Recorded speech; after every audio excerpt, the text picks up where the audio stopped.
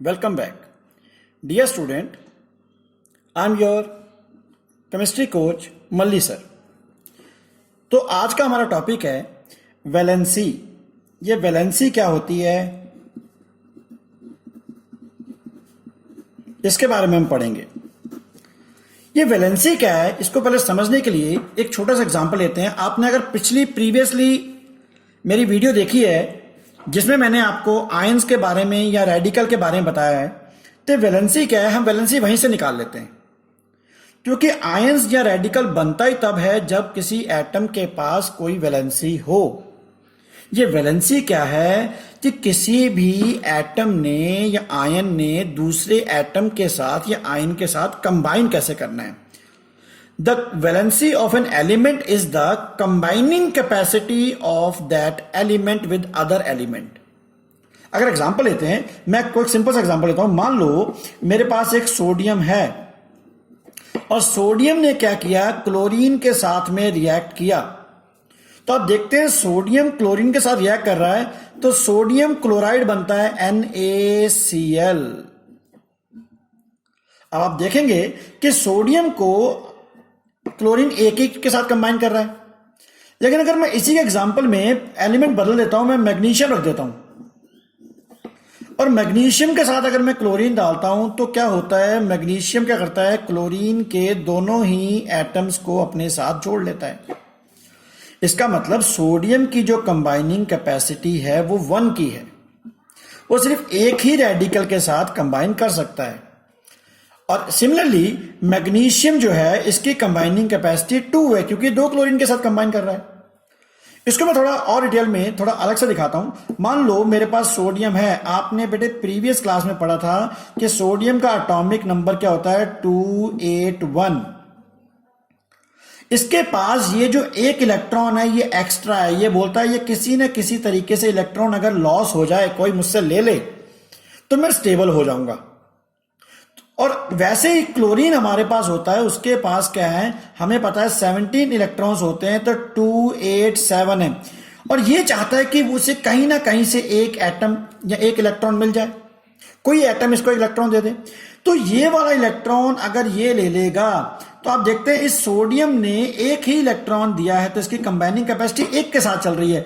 तो सोडियम ने अपना एक इलेक्ट्रॉन देकर 2 और 8 की कॉन्फ़िगरेशन कर ली जो कि स्टेबल है।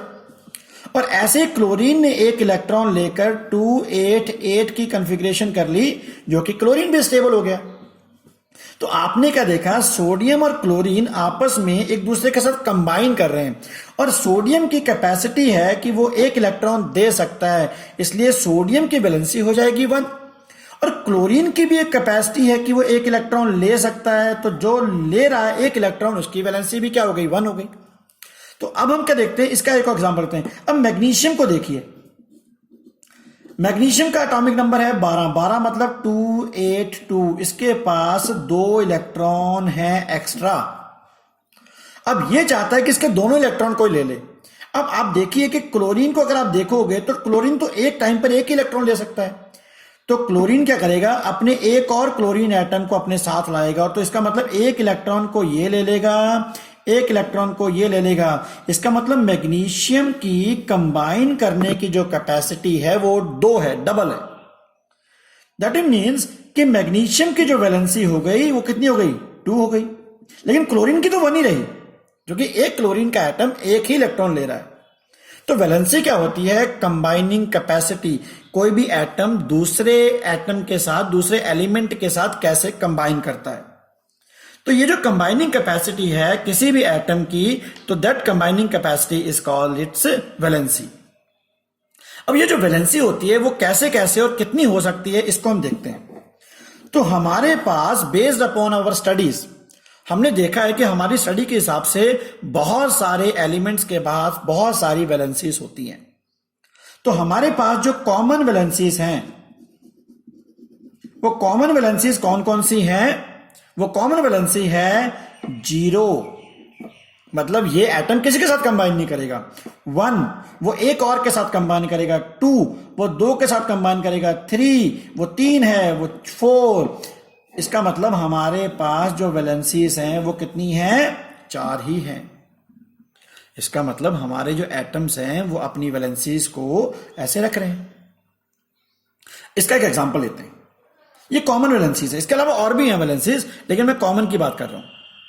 अब मैं एक एग्जांपल लेता हूं। मेरे पास एक नोबेल गैस है हीलियम। आपने देखा होगा हीलियम कभी भी किसी दूसरे एटम के साथ कंबाइन नहीं करता क्योंकि नोबेल है। इसका मतलब इसका जो शेल है वो कंप्लीटली फिल्ड है, तो ये किसी के साथ कंबाइन नहीं करेगा, तो इसकी वैलेंसी कितनी हो जाएगी? 0। अब दूसरा एक और एग्जांपल लेता हूं। मेरे पास सोडियम है, सोडियम ने अपने एक इलेक्ट्रॉन के साथ कंबाइन कर रहा है, तो सोडियम की वैलेंसी कितनी हो गई? 1। ऐसा अगर मैं क्लोरीन ले लेता हूं तो क्लोरीन ने भी एक के साथ कंबाइन करना, तो क्लोरीन की वैलेंसी कितनी हो गई? 1। और हम लेते हैं एग्जांपल, अगर मैं ऑक्सीजन ले लेता हूं तो ऑक्सीजन ने क्या करना होता है? 2 के साथ कंबाइन करना होता है, जिसकी वैलेंसी कितनी हो गई? 2। और अगर मैं दूसरा एक एग्जांपल लेता हूं मैग्नीशियम, तो मैग्नीशियम की वैलेंसी कितनी हो गई? अभी आपने थोड़ी देर पहले देखा, मैग्नीशियम की वैलेंसी कितनी हो गई? 2। अगर हम एल्यूमिनियम एटम को लेते हैं तो एल्यूमिनियम के अंदर वैलेंसी कितनी होती है? 3। अगर मैं और भी कोई नाइट्रोजन लेता हूं तो नाइट्रोजन की वैलेंसी कितनी है? इसकी भी वैलेंसी 3 है। तो आप देख रहे हैं कि एटम्स के पास डिफरेंट डिफरेंट कंबाइनिंग कैपेसिटीज है, और डिफरेंट कंबाइनिंग कैपेसिटीज इनको इनकी वैलेंसी से बनाते हैं। फॉर एग्जांपल मैं आपको एक सिंपल सा एग्जांपल देता हूं। मान लो हीलियम ने सोडियम के साथ कंबाइन करना, तो ये कभी कंबाइन नहीं करेगा क्योंकि इसके पास इसकी वैलेंसी कितनी है? 0। लेकिन सोडियम जब क्लोरीन के साथ कंबाइन करेगा तो सोडियम क्लोराइड बनाएगा, जो कि वैलेंसी 1 है। एग्जाम्पल बदल के देखते हैं। अगर मैग्नीशियम कंबाइन करेगा क्लोरीन के साथ तो इसका कंपाउंड बनेगा मैग्नीशियम क्लोराइड MgCl2, क्योंकि मैग्नीशियम की वैलेंसी 2 है। और अगर मैं अल्युमिनियम को बोलता हूं कंबाइन करो, तो अल्युमिनियम जब क्लोरीन के साथ कंबाइन करेगा तो अल्युमिनियम का कंपाउंड क्या बनेगा?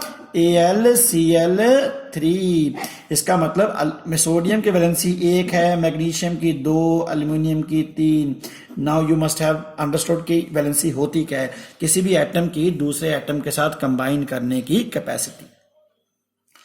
ये वैलेंसी जो है ना, जरूरी नहीं है कि किसी एटम के पास एक ही हो। बहुत सारे एटम के पास बहुत सारी वेरिएबल वैलेंसीज भी होती हैं। तो हम देखते हैं कि कुछ वेरिएबल वैलेंसीज,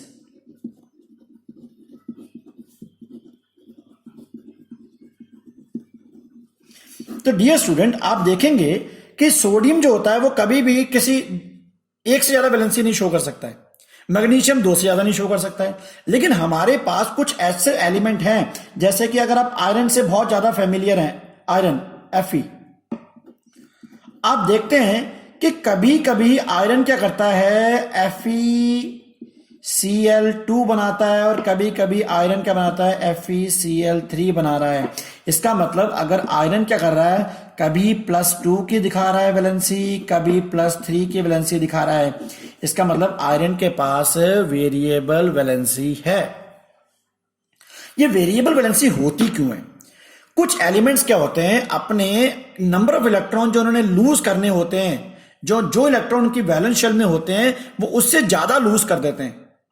तो ऐसे एलिमेंट जो अपने एक्स्ट्रा इलेक्ट्रॉन लूज कर देते हैं, फालतू इलेक्ट्रॉन लूज कर देते हैं, they will show variable valency. तो इसका मतलब आपने बहुत सारी जगह देखा होगा आयरन 2, आपने देखा होगा आयरन 3। तो ये 2 का मतलब क्या है कि इस जगह पर आयरन ने अपनी वैलेंसी का दिखा रखी है, 2 दिखा रखी है, और जहां पर आपने देखा 3, यहां पर आयरन ने अपनी वैलेंसी का दिखा रखी है, 3 दिखा रखी है। एक और एग्जांपल लेते हैं। अगर मैं कॉपर ले लेता हूं तो कॉपर के पास भी ऐसी चीजें, कॉपर क्या करता है? एक दिखाता है कुप्रस में कॉपर 1, और एक दिखाता है कुप्रिक में कॉपर 2। इसका मतलब कॉपर के पास भी वेरिएबल वैलेंसी है। अगर आप टिन को देखते हैं, वैसे तो इसका नाम है स्टेनस, तो इसका सिंबल SN है। तो स्टेनस जो टिन है ये क्या दिखाता है? +2 की भी दिखाता है, और टिन क्या करता है? +4 की भी दिखाता है। इसका मतलब बहुत सारे एलिमेंट्स अपनी वैलेंसी को क्या करते हैं? वेरिएबली शो करते हैं, और such elements are called elements with variable valency. तो आज के लिए इतना ही बेटा। Thank you. Be one, be best.